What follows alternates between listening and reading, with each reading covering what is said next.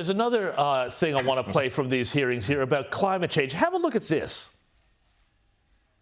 Mr. Pizzullo, your opening statement, which I've got in front of me, you made mention of the fact that the department's work extends to dealing with the effects of climate change. Yes. And to better position Australia to deal with the increasing exposure and vulnerability to nationally significant crises, including those due to climate change. With the greatest of respect, is that comedy, parody, or is that serious? I'm not sure. Are you referring to the question that you've asked me? I don't understand. No. The suggestion that the Department of Home Affairs is somehow prioritising the issue of climate change. Is that a serious... Well, I'm not sure if you've noticed the increasing frequency and severity of weather events.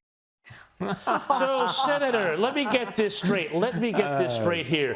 The big thing Home Affairs shouldn't be concerned about isn't, Chinese infiltration of our institutions. It shouldn't be Russian spies. It shouldn't be all of these other global security threats in this increasingly dangerous world, nuclear proliferation, terrorism, what have you. No, apparently, Home Affairs is out to change the weather. Tell me about this. Yeah, look, I wish I could, but the seawater's lapping at the front door here. And I've got to get out of here.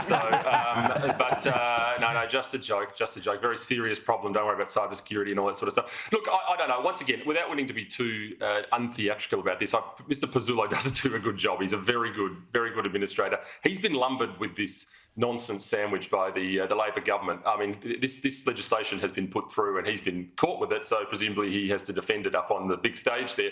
But let's be clear, this is stupid. This is a nonsense, right? We have real problems out there.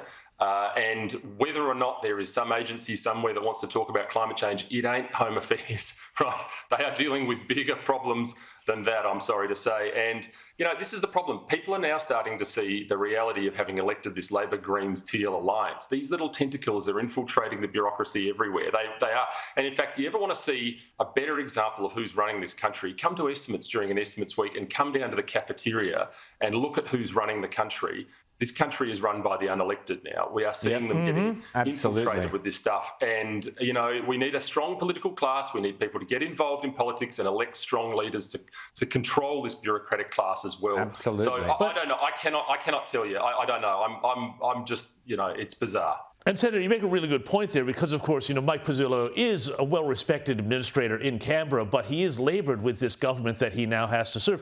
We saw another example of this a couple of weeks ago when he basically had to play cleanup for the government when there was a suggestion that they had ignored advice around TPVs as well. So we're seeing, I'd love you to speak to this, the quiet radicalism, I guess you could call it, of the Albanese government undermining in different ways the security of Australia because, of course, Defence later said that they were getting ready for the boats. Yeah, and look, I mean, it's creeping across the entire bureaucratic class. You can almost feel a sense of relief 9 months ago amongst them. There are obviously many very good bureaucrats out there as well. But, on the whole, Parliament House in Canberra is now starting to look like Ultimo in Sydney now. And, there's a dress code now and I don't fit in. I've always, of course I'd be an odd fish out. But it's true, like they are...